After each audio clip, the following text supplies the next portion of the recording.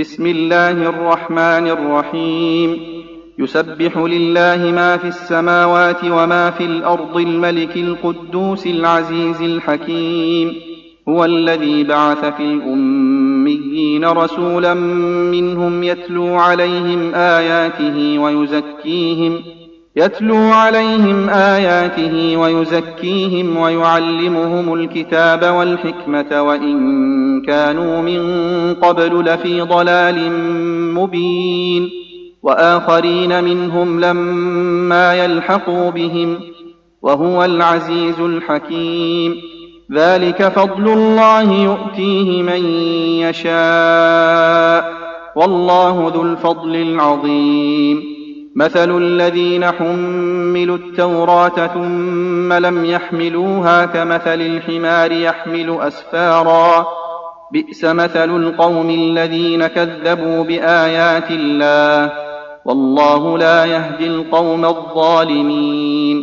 قل يا أيها الذين هادوا إن زعمتم أنكم أولياء لله من دون الناس فتمنوا الموت إن كنتم صادقين ولا يتمنونه أبدا بما قدمت أيديهم والله عليم بالظالمين. قل إن الموت الذي تفرون منه فإنه ملاقيكم ثم تردون إلى عالم الغيب والشهادة فينبئكم بما كنتم تعملون.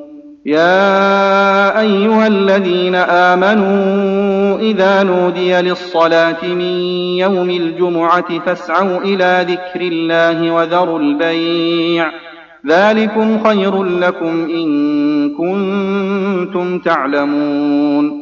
فإذا قضيت الصلاة فانتشروا في الأرض وابتغوا من فضل الله واذكروا الله كثيرا لعلكم تفلحون. وإذا رأوا تجارة أو لهوا انفضوا إليها وتركوك قائما قل ما عند الله خير من اللهو ومن التجارة والله خير الرازقين.